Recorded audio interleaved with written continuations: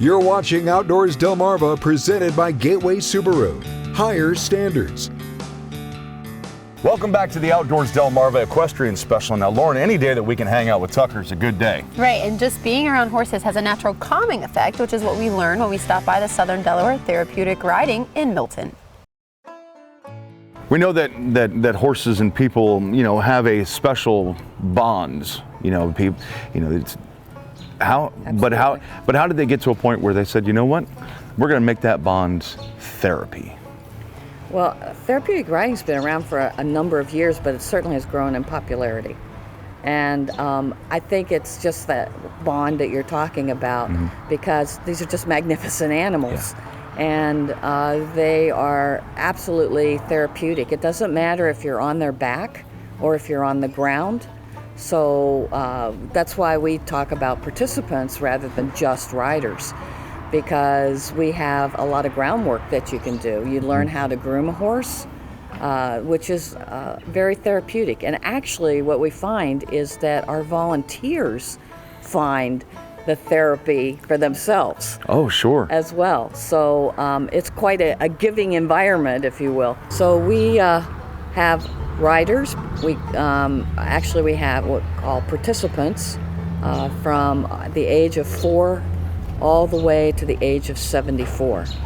And we do adults and children with disabilities, and that could be people that are requiring their mental well-being as well as their physical well-being. 98% of this organization is volunteers. Wow. Which is quite significant. And so we have a volunteer program. We have a veterans program that we established a few years ago. And so all of those kinds of things really meld together to create this very therapeutic environment.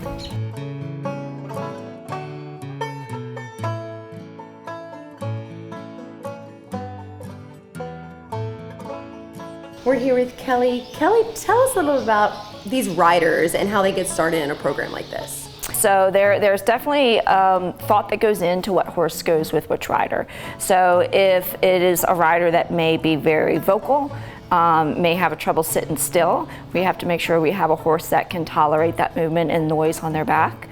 Some riders that may have cerebral palsy can be very tight in their hips, so they have to have a more narrow horse that they sit on, whereas other riders that may have a lower tone need a wider base of support to make them feel safe and secure when riding.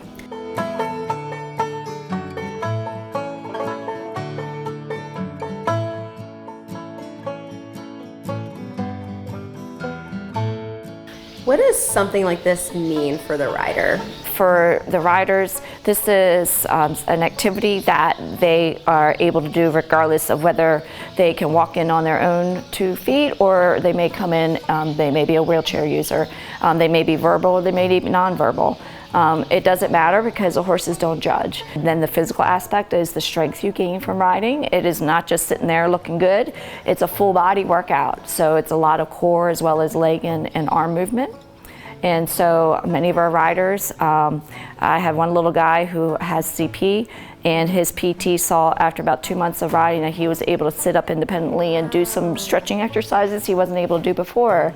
And the mom said the only thing that changed in his routine was the riding lessons were added to it. So that just goes to show the physical aspect of it, of how it improves an individual. Truly amazing work they're doing in Milton. Yes, indeed. And to learn more or to get involved, go online to SDTRHR.com. We continue our equestrian special when Outdoors Delmarva, presented by Gateway Subaru, returns.